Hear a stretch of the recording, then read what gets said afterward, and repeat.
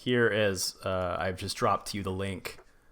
So let me know when you have it up. We're going to watch. Man, that thumbnail. Listener. Oh, man. 3, 2, 1, go. Cat people run like the wind. Cat people screw like the wind. Even old moldy Noah didn't want to let him in. Cat people, wind. Alright, you know the cat ladies work it in their shoes and their coats. I saw one take down a big zebra just by biting his throat. Alright. So that's what I was thinking about the entire runtime of Paul Schrader's 1982 film Cat People.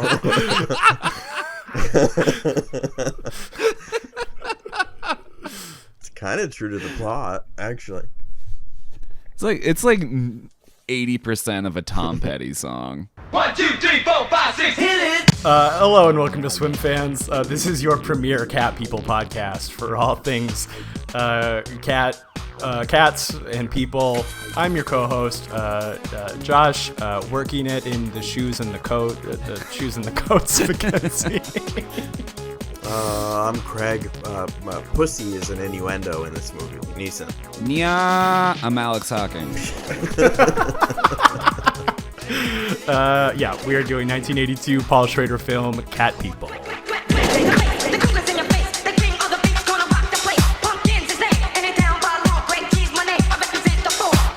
If you've not seen Paul Schrader's Cat People, the movie opens with sort of like this. It's sort of like how The Exorcist opens. It shows a long ago people doing some sort of human sacrifice situation where a Black Panther like comes up and like approaches a girl, and then it cuts to like another girl, and she's in like a with a panther in a cave. So it's tying right away people and cats together. But we now cut to the present day, at least the present day of the movie. And our main character is Irina. She has just come back to New Orleans to reconnect with her brother Paul, played by Malcolm McDowell. Irina was raised in foster care, and Paul was in psych wards. But now Paul has like a family estate, and Irina has returned to sort of reconnect and get the family back together. In another part of town, a sex worker visits a John, only to find that the John is not in the room, and instead the sex worker is attacked by a panther, a large cat. Big kitty. Bigger Bigger than her you ankle. Mauls her ankle, but she's able to get away. The police recruit some zoologists to capture the cat and put it in zoo jail. Meanwhile, Irina wakes up to find her brother Paul missing from the family compound. And Irina goes out on the town. She's going to explore New Orleans. Irina visits the zoo, and she finds the panther, presumably the same one what just mauled a lady. And she begins to commune with the animal. She stands there for like a really long time until she's caught by Oliver, the male lead of the movie.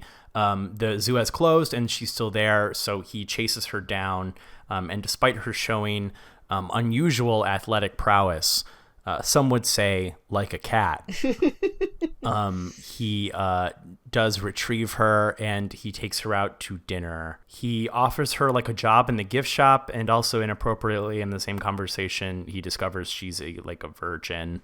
And thus begins a love triangle between Irina, Oliver, and the other zookeeper, Alice, who has her heart set on Oliver, but he could not be less interested in her. While sort of tending to the new large panther at the zoo, it mauls another zookeeper, and he dies.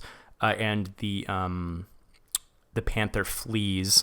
And when they track it down, they find only a puddle of melted flesh instead. At the family compound, Paul has returned after being missing for several days, and in a strange synchronicity with the previous film we just did, Paul makes a move on Irina, his sister. She flees the house, she sort of flags down a cop, and the cop dog in the car, like the cadaver dog, catches a scent, and in the basement of the house that they've been living in, they find like a ton of bodies, like just more bodies than you would expect.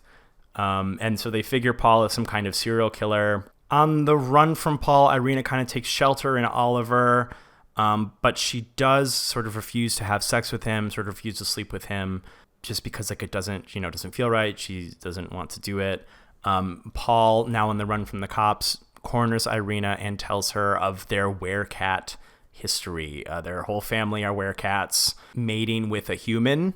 So any sex will turn you into a panther, and the only way to become uncat mode is to kill somebody. So you gotta have sex to become a cat, and you gotta kill to become a guy again. Paul reveals to Irina that their parents are siblings because the only way to safely have sex without going full cat mode is to do it with another cat person. He again, now thinking that this will totally convince her, makes another pass at her, and Now obviously completely convinced. Yeah, obviously it does not. She does not want to have sex with him.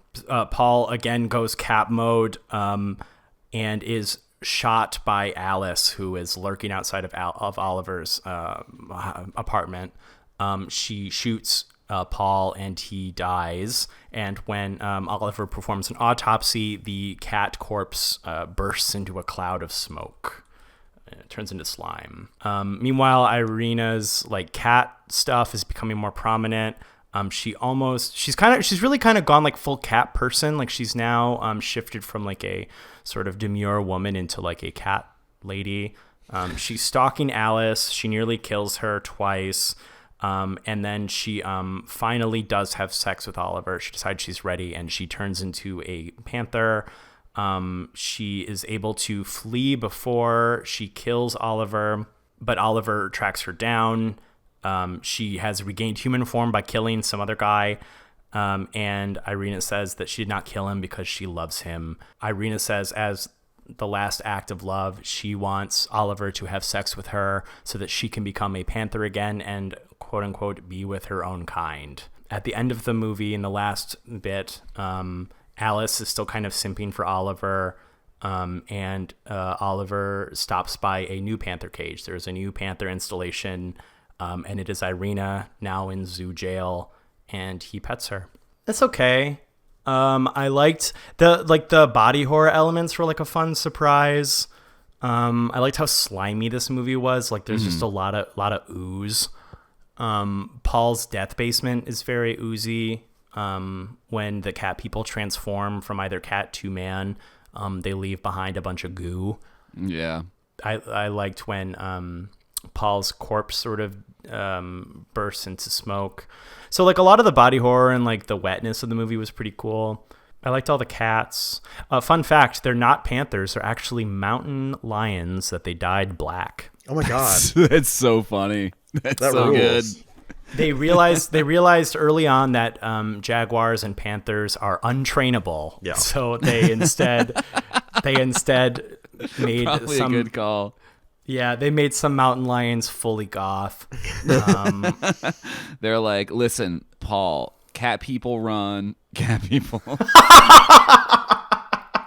They run like the wind. Yeah. I saw it twice. I don't know all the lyrics. Even old moldy Noah wouldn't let him in.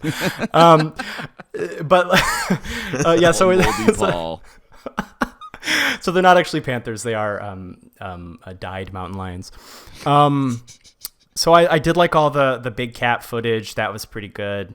Yeah, I don't know. I didn't dislike it, I guess. I just didn't feel that much about it. Yeah, I liked it for the most part. It's like probably my least favorite Paul Schrader movie that I've seen. This is the first time I've watched it. I like that it kind of goes for it. Like I like its moxie. I appreciate that it's trying to do some kind of like The Thing style remake for an old film noir. I think there's some kind of religious thing going on with its incest thing. Like I think there's like a repression metaphor in there. And I know Paul Schrader grew up like uber religious too. Yeah, it's giving like Lot's wife. After is it Lot? No, it's Noah. It's actually old moldy Noah. That's like the Bible story is that after the world drowns, Noah's daughters.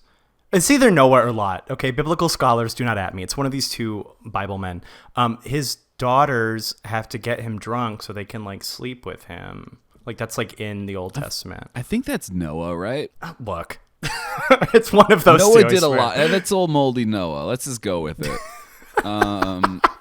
Thank you, Brad Neely, for fully predicting this episode of Swim Fans. But I love how it's shot. Like, there's that amazing dream sequence about 2/3 of the way through where she fully goes cat mode. Yeah, there is like sorry to cut you off. There's like No, a you're good. decadence to this movie. You're Right. right. Like it is like rich looking in terms of texture and color.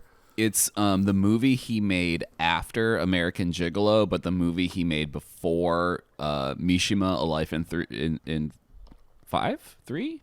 4 chapters. 4 chapters. I was almost there, which we'll have to talk about on the show at some point. I shouldn't gonna demand that we talk about on this show at some point. So he's getting kind of like his foothold in these high stylized sequences where he's playing more with colors, where I think like American Gigolo has a much more muted kind of color palette than this. So watching sort of his visual style develop, I think was probably the most interesting part of this, which, I mean, unless you're a Schrader scholar or something, I can't imagine you get into this one. Like, I don't think that's going to do much for you. It does look nice.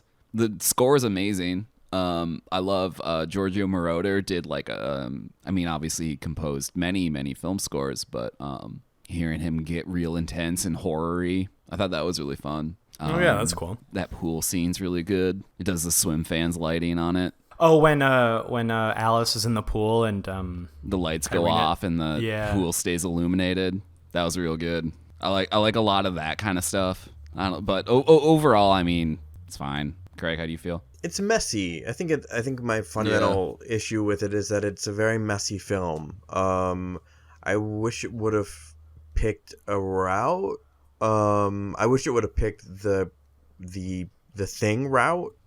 That it kind of approaches and then it walks away from, and then it approaches and it walks away from. Yeah, I think there's a lot of superfluous things in here.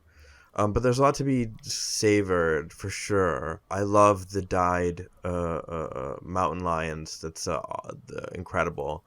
One thing that struck me is I feel like the lead, what's the actor's name? The zookeeper. John Hurd, the dad from Home Alone. Yeah, I think he is like really miscast. I couldn't find him like sexy because he's the dad from Home Alone, maybe. There's just something about his presence that I don't find particularly, I don't know, I just wish they would have gone for someone younger and steamier or something. He feels very off in this film. Richard Gere. Yeah, I mean, even him would have been fine because he's like slender and like academic. I don't buy him as being academic, and I don't buy him as being like a sexual being, where I could buy like Richard Gere as like a step up for sure. Because like when Richard Gere puts on glasses, he's like it's like he reads books. There's like the essence here, or like what it was kind of like striving for, I really appreciate, but fundamentally I think there's like a lot of mixed signals being kind of transmitted. Like it wants, like there's those green gels that appear like maybe like 3 or 4 times, right? Mm-hmm. And they're very Italian. They're very, I mean, look at who's on the score. I mean, when I saw that up top, when I saw that shit up top, I'm like, okay, this is gonna be one of those things. So when I saw the first like expressive gel, I'm like, oh, this is going to be a thing. But no, it's like green. Like they're kind of like Rembrandt lit like green for like 4 times maybe. I don't know. It's weird. It's like it's like a bunch of different things. And it doesn't satisfy any of the things. Like, is it a voodoo thing? Is it like an incest thing? It's a metaphor for sexuality, obviously, but like eating and then fucking.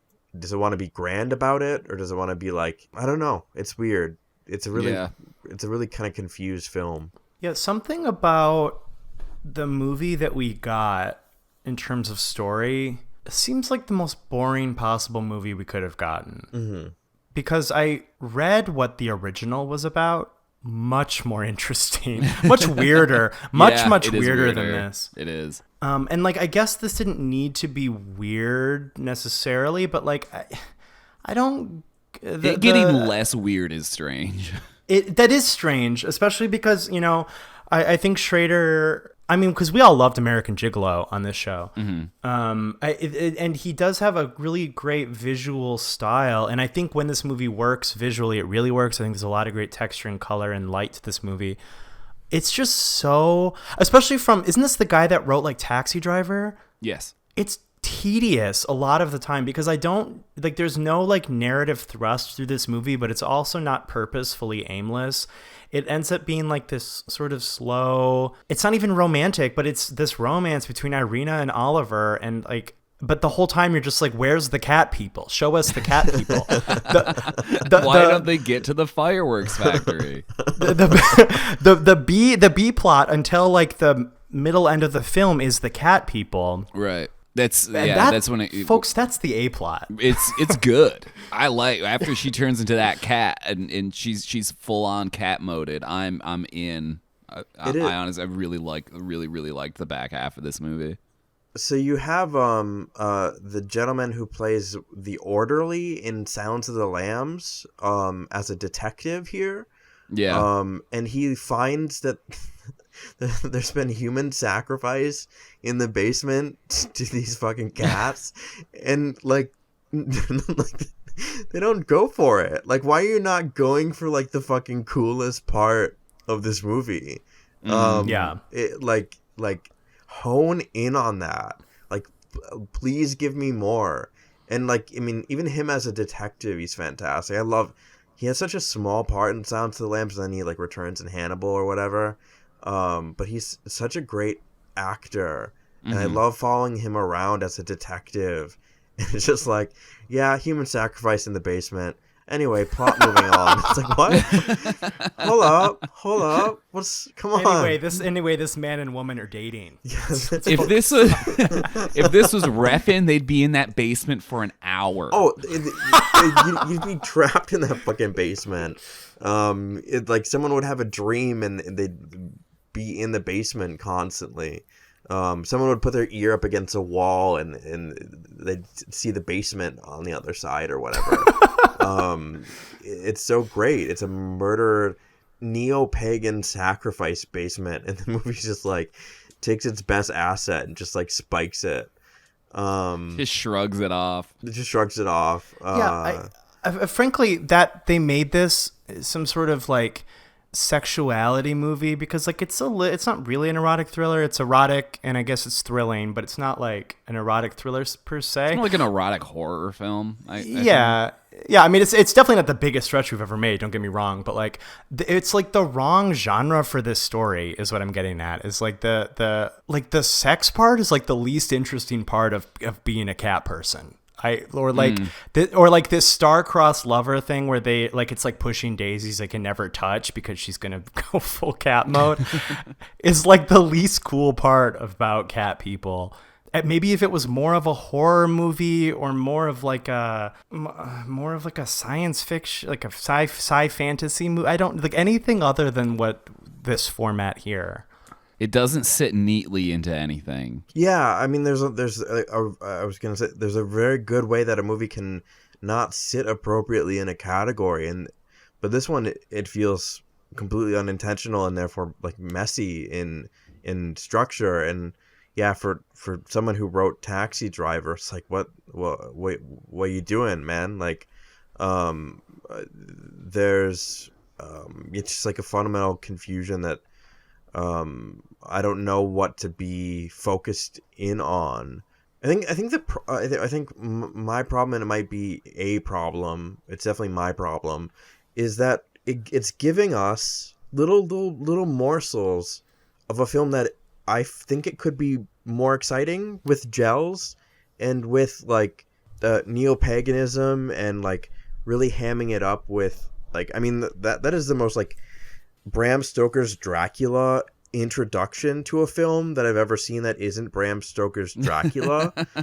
I mean, because it's all like happening on a sound stage, and it's all like it's weird. It's like the beginning of 2001: A Space Odyssey in a way. Yeah. That's exactly what I thought when this movie started as well. I mean, because it immediately slams to her like in an airport, and it's like, you know, low tech to high tech or whatever. I feel probably intentional.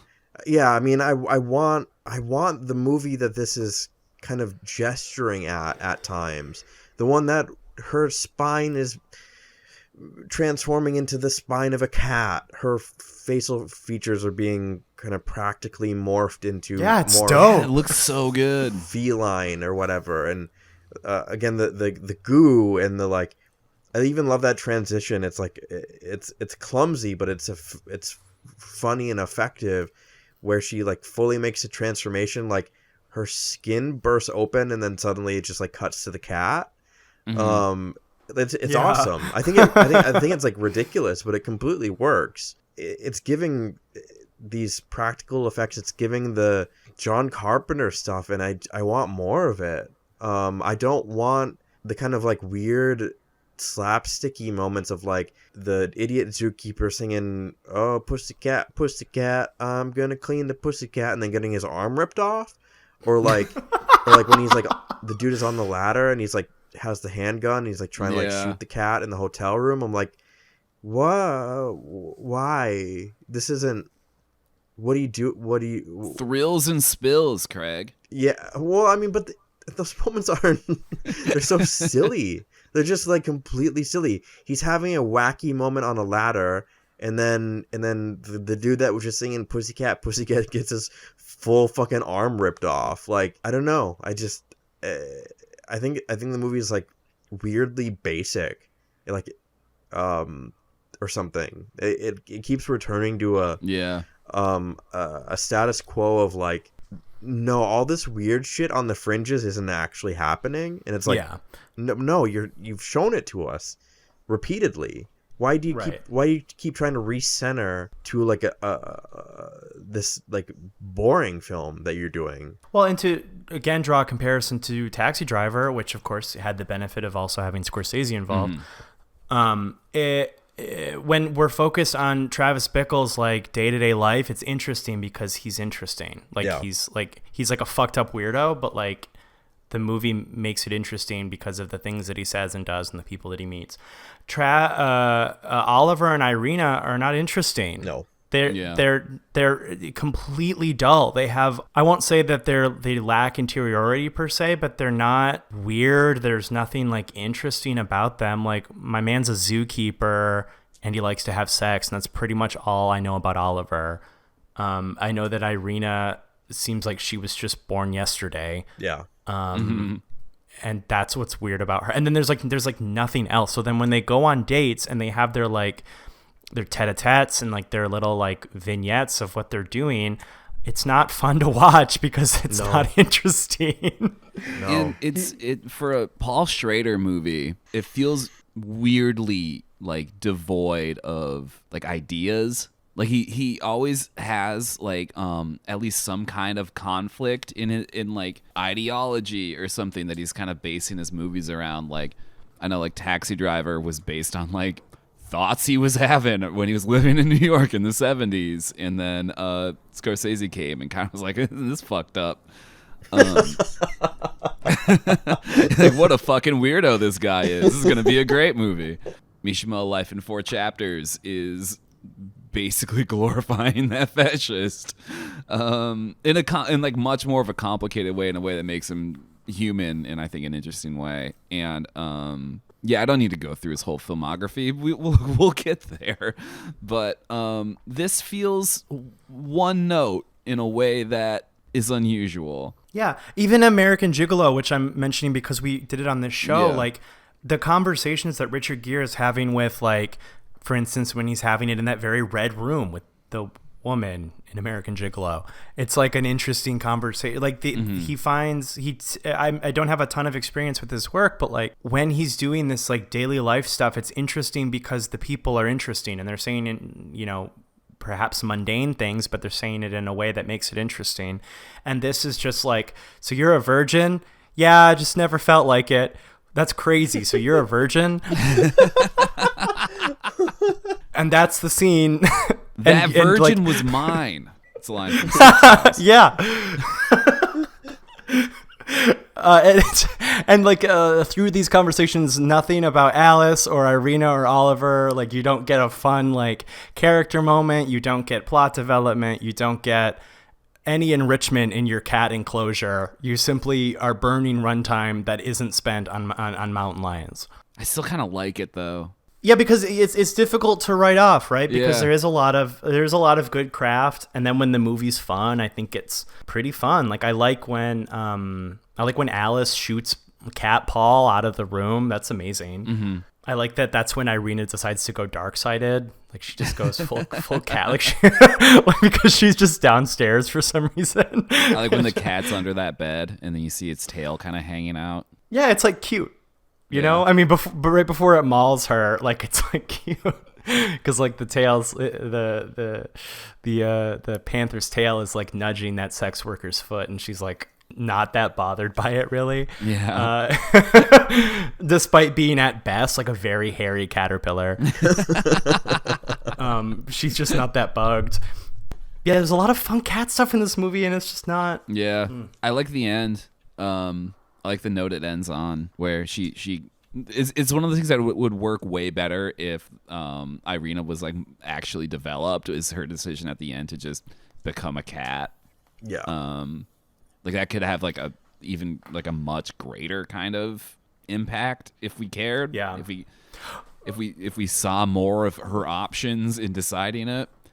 Yeah. Well, I want to know what that says about Oliver, because so Irina's last wish as a human is like, I want to be with my own kind. Yeah.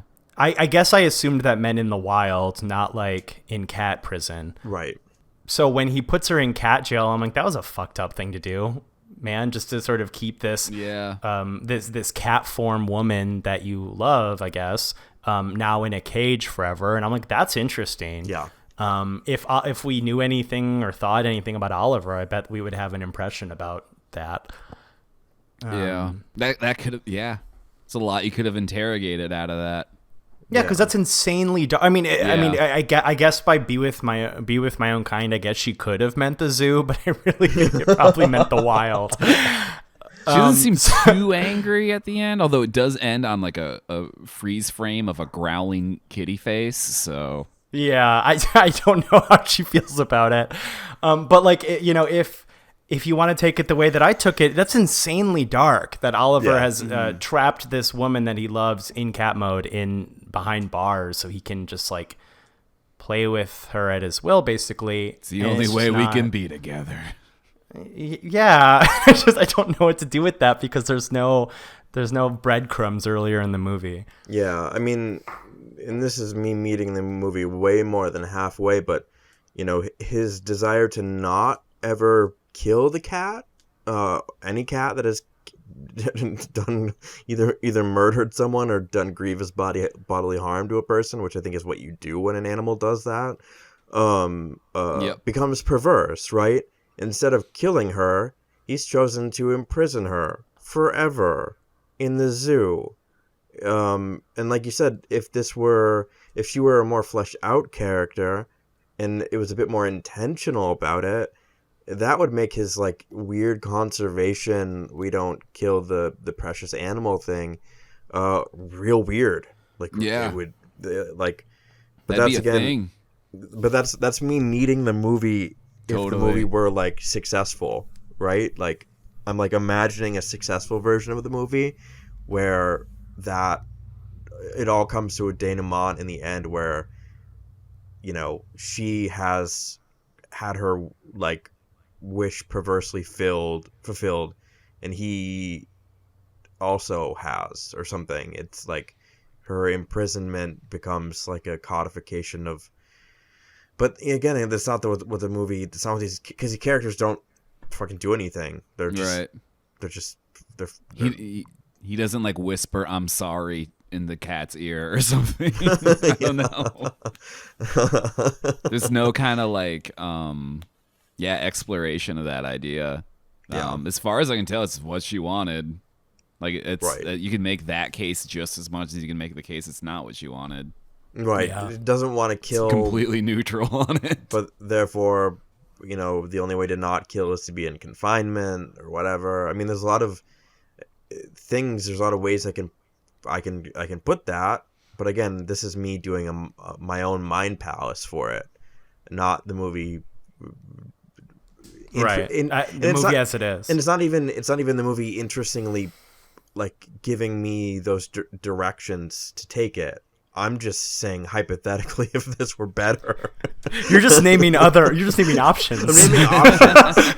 these are so Just spitballing here. It's the tiers of like, you know, how good you did in the video game. Do you get the good ending? Do you get the bad ending? Like which, you know, you got the cat end. Yeah, you got the cat. Oh damn, you got the cat end, man. You fucked up. It's like the Silent Hill dog ending. Yeah, exactly. I was gonna say we haven't gotten that far in Metal Gear Solid yet. Buckle up, Craig. Damn.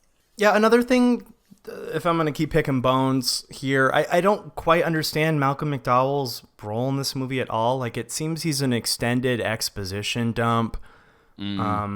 What if he wasn't in the movie? What if she was doing cat stuff, perhaps? Yeah. Because they're inventing this lore, right? Yeah. Like what if she's like shifting into cat mode when she's asleep or whatever, and there's a rash of unexplained murders, and she's like, I'm Irina, and I was just born yesterday, and I am not doing the murders. But she, as a cat person, she, is. Because this whole thing with Malcolm McDowell and his like, I think he just wants to fuck without having to then kill a guy afterwards. I think that's his whole motivation, which I guess is fair. But like, I there's so much like lore dump that has to happen, and then I don't care about him, and there's so much time spent on Paul, and I don't like it. It doesn't do anything. It's not interesting. No, I think I get it. I think he's this tie to her whole past. Sort of like one of her options is that she can be a cat freak and murder people. And I think having that in the movie it still does something for the movie. Like those scenes of him in cat form doing crimes. I think those still, they're those cool. They add something to it. Yeah, I mean, I definitely wouldn't want more scenes of Irina and Oliver talking instead. You could have chopped 20 minutes out of this movie. It just seems like because like she's so blank. Like I'm not just speaking when I say she feels like she was born yesterday. She feels like she has no past before arriving in New Orleans. Yeah. Mm-hmm. So then to have this sort of quasi historical link that she doesn't ever seriously consider, and it only matters insofar as we then understand the cat people rules. It just doesn't. I don't want it. It just seems like there was another way to get grisly cat murders or something. Sure. I like Malcolm McDowell. You want the Wraith, but cat people. 100%. Spare me the cat people rules.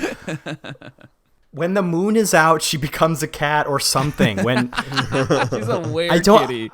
Yeah, I don't know. Just like I don't need. It's like a movie. You can just make shit up. Yeah, I don't need like the cat person incest law that lets you like get away without turning into a cat if you have sex with your sibling. Like, you just don't need it. That's a weird perverse in a way that I kind of appreciate. Yeah, it's weird. Like the movie doesn't care to like establish lore except like in that like one instance. Yeah. If you fuck your sibling, it's fine. You can. You don't have to kill a guy after. It's fine. It's just like some like psycho like did a punch up on the script afterwards. Like Schrader doesn't notice until they're already shooting the scene. He's like, "What does this say?" That was probably his fucking addition to it. Yeah, I think it was. What if you were a raging ball of feline sexuality only for your brother? Or maybe it should have been more about that. You know, like maybe Oliver should have just been like her brother or something. If you want to make like a fucked up cat sex movie, then maybe it should have been like more about Paul. I don't know. Yeah. You know, I gotta say to Malcolm McDowell as well, like if this movie is wanting eroticism, you've picked like two of the worst men for it. I don't know. They're just not sexy or something. I disagree. I think John Hurt is sexy in this movie. I get that he's kind of like built here, like he has muscles and whatever, but I just don't buy it. I just can't. I don't know. I I wanted to meet the movie more than halfway to arrive at that, but I just couldn't. I really couldn't. I think it just deserves like a fresh faced, like hot, like just like no objection, no person could refute it. Just like the hot zookeeper dude. I think would have made this movie so much better. Yeah, steam rising off his flesh. Exactly. He's an academic and he can fuck. Like, we love it. Have you guys seen Scooby-Doo on Zombie Island? Nope. Is that like a new thing or is that like an older one? No, it came out in the year 2000. So Scooby-Doo on Zombie Island, the plot is it's the first like major Scooby-Doo movie, and actually it was animated in Japan, and I found this out over Halloween. It's gorgeous, the movie. Huh. Anyway, so the basic plot is that the gang broke up, they did all their Scooby-Doo stuff, and then like they all decided to like grow up. So it's been like 3 years. And they all get back together. And, you know, every Scooby-Doo case, it's a guy in a rubber mask. It's a landlord trying to extort the people on the property through the use of, like, aliens and ghouls and whatnot. But this was billed as the actual Scooby-Doo case that's real. So they go to New Orleans. They stay at this plantation, this pepper plantation, and all of the women on the plantation are cat people, and they turn into cat women. And 70% sure they based this somewhere off of 1982 Paul Schrader film Cat People.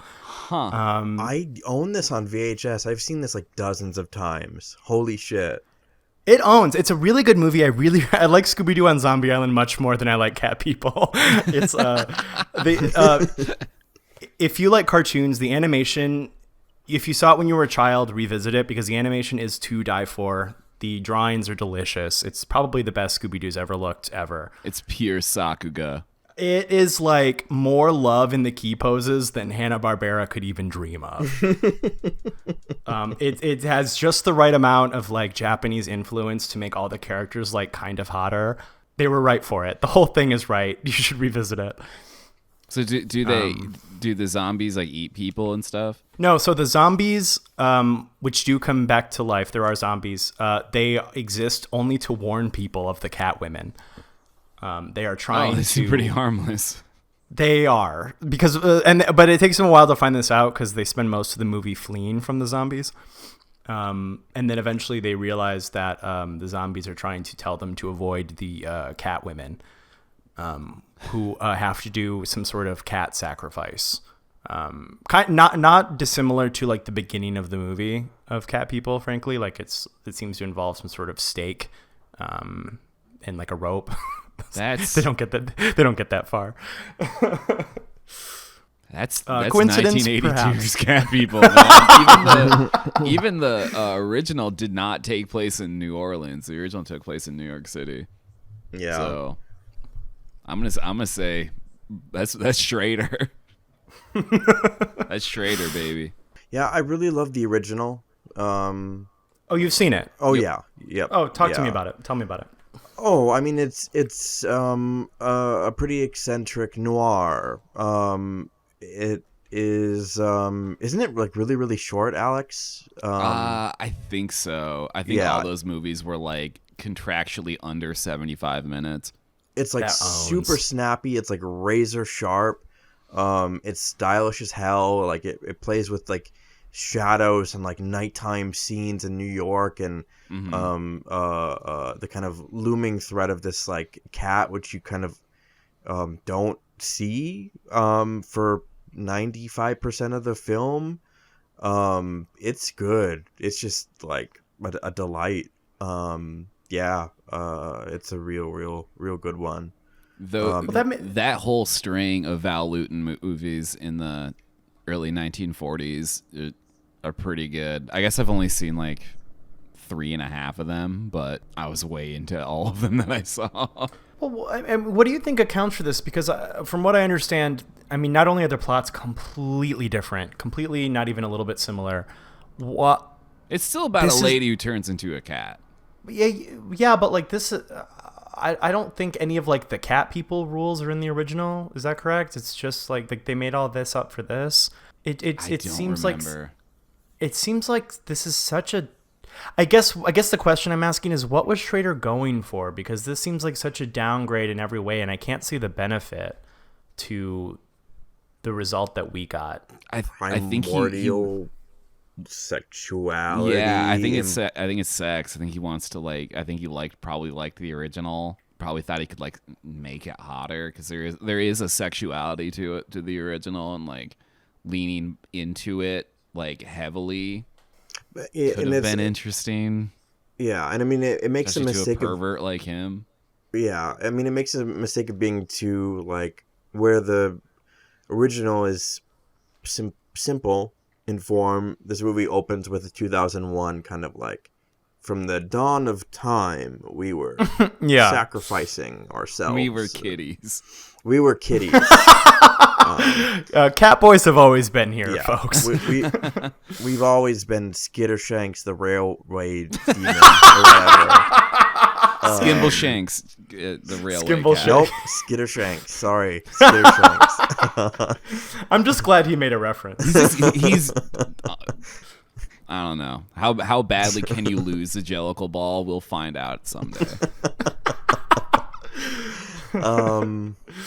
Yeah, I don't know. It's just, it feels like an attempt to be like fundamental, primal, like human sexuality, but I think there's a way of doing that without showing like prehistoric humans. 100%. When this I like the moxie of doing that. No, yeah, it's there's moxie to it. Yeah, but when this movie opened, I was like, oh no. Yeah. Like, oh man, when this movie opened, I was like, oh yeah, dude. No, I was like, not. Let's go. I was like, not. We are not getting to cats fast enough for my taste. Start to kitty. Yes, exactly. Oh shit! What's that fucking movie with Brad Pitt and whatever and Fight Club? Oh god damn it, Alex! And Sean Penn, and suddenly there's like dinosaurs occasionally, like Jurassic Park. No, it's that fucking art film director that everyone kind of hems and haws about because he makes Thin Red Line dude. Yeah. Oh my God, Terrence Malick. What? Tree of Life. Tree of Life, where it's like vacillating between like Sean Penn like ascending an escalator in a glassy skyscraper, and then like a dinosaur eating a carcass in a river or whatever. Mm-hmm. It's like, damn, fucking deep, dude. It has that kind of vibe where it's like you don't have to. I don't think it has that vibe. Well, I mean, it's so literal. It's so literal about like the human drive of sexuality. You don't have to get all caveman with it. I guess is my point. I don't know. I like the kind of erotics of seeing like prehistoric cat society. Yeah, I see what you're saying, Alex, and I think that is here. It just seems like this was one of the least erotic ways to do it. Sure. Like it seems like it got caught up in like the function of sexuality with like, you know, the cat fucking rules and like the actual relationship between Irina and Oliver, and then the relationship between Paul and Irina, but it forgot the form of sexuality, which is like anything but this. Like it's just not like it doesn't feel sensual in a way that makes metaphorical sense. It's a better horror movie. It's a better body horror movie than it is this, because I think you're right. I think this movie is ultimately about sex. I think it's the only thing it could possibly be about, but it just doesn't seem to go there for me. Yeah. And the lady's really hot too. I think that is a tool the movie gets the most use out of. It can. Yeah, I mean, thank God for that, because that's where I was like, well, they cast her correctly. They just didn't cast the men correctly. Yes, Natasha Kinski. Yeah. Yeah, she is cool. She's got quite a good look to her. Yeah. Wish she wasn't like, what's a spoon? How's a spoon work? She just exited her fucking pod, and she just... I thought that was going to be part of the plot, that Yeah. she was like Not from just this made. planet. Yeah, that she just began existing before Was the movie literally started. born yesterday. Or Yes. like I think Josh kind of articulated earlier, like had some kind of alterity, right, where she appears to be naive and in fact is, but has an alterity that she's not aware of, that has like a deep kind of vein that runs through her, where she eats men or whatever at night. But I mean, no. She becomes the cat person that her brother needed her to be. If I could turn into a cat, I think I would. I might not. I might take that back. You lose a lot of rights when Yeah, you become a yeah, cat. that's true. But you also lose a lot of responsibilities. Yeah, what if you had the power to turn into a cat, but you couldn't turn back? Like at any point in your life, you could just you could take the cat pill and like what if you were in a situation where it was like life or death? Like you needed like the increased feline agility to get yourself out of a situation, and you just like fucking altered beast your way out of it, and then you're just stuck as a cat from now on. Yeah, me the next time I have a deadline that I just don't feel like hitting. I just don't want to work for 7 days straight. I'm like, this is it. I'm leaving my life, my podcast, and my loved ones to go live amongst the streets of Los Angeles, I guess. On the prowl. As a panther. Am I a panther, or am I like a house cat? I'm gonna say panther because it seems less convenient. It does. It seems like you would be caught very quickly. Yeah. Yeah. Although kind of at the fringes of an urban center, or like kind of able to like have some sort of adjacency where you could like, enter at your kind of leisure at night and prowl, and then like retreat to the forest. I guess you would have to have like human intelligence while you are the cat. Do you get to be human? I think you do. Yeah, Like, you keep your brain. There's a Murakami character in Kafka on the Shore that similarly functions in that way and turns into a cat. Kafka, Murakami also ripped off Paul Schrader's 1982 film Cat People. No, that would be good if you like did find like the edge of some woods and a dumpster. I think you'd be pretty set. Yeah. There's that line where like, this cat ate a pizza. I was like, that's a pretty cool cat. Pretty radical kid. Yeah.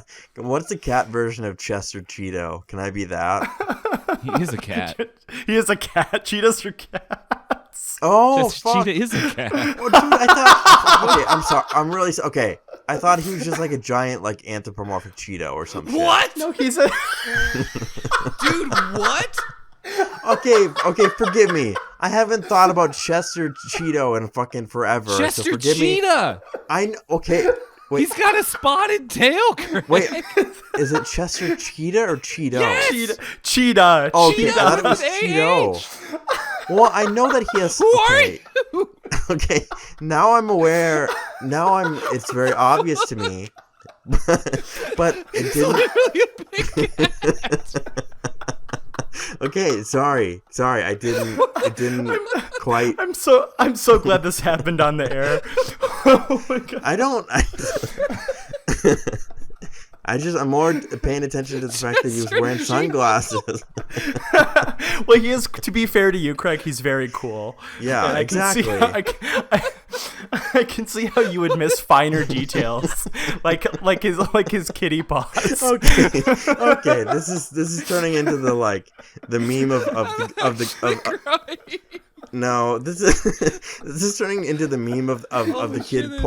No, of the kid pointing at the graduated cylinder, having more water. Because I'm feeling very attacked right now. I don't think we're gonna top that. Maybe ever. Did you guys have any final thoughts on Cat People? Any final thoughts on the film, Cat People?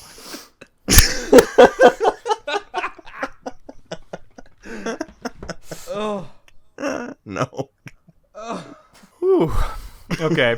I gave this 3 stars because I think there's enough texturally interesting to make it worth the watch. I don't think I'll ever think about it again.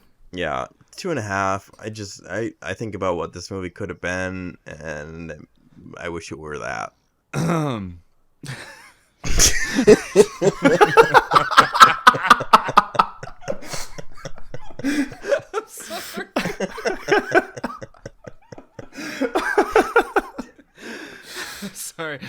sorry. 3.5. I liked it. It's not his best though. I'm back. Fantastic. Thanks so much for listening. As always, you can find the show on all your podcatchers of choice. So that is Apple Podcasts, Spotify, and Stitcher. And brand new, we have a YouTube channel. That's not that new. It started in October. It's sort of new, but you should be subscribed to it. Still subscribe to it. I know you didn't. Listener, yes, you, the one on your commute right now. Please, we want that custom URL. We crave it. We want it. And you can also give ratings and reviews at all the places I just mentioned. So at your favorite podcatcher, please give us a rating. Please give us a review. Helps us out. You can find the show as well on all your social medias, Twitter, Instagram, and Letterboxd. Use your Swimfans Pod. And you can find me online at all those same spots at user Amons, AMONNS. Alex. You can find me on Twitter at Diatron5. You can find me on Letterboxd Diatron. Craig. Find me at Craig Neeson on Letterboxd and Instagram and www.craigneeson.com. We don't know what we're doing next week, right? Nope. Whose pick is it? Oh, it's me. No, I don't know what we're doing next week. But to make up for it, taking us out as Cat People again. I was gonna say we should go out with that Hatsune Miku nya nya nya nya nya nya nya song. All right, that's great. Let's get Miku on. Let's get Miku on the line. Let's call Miku. Get her back on this podcast. Bye-bye. Bye.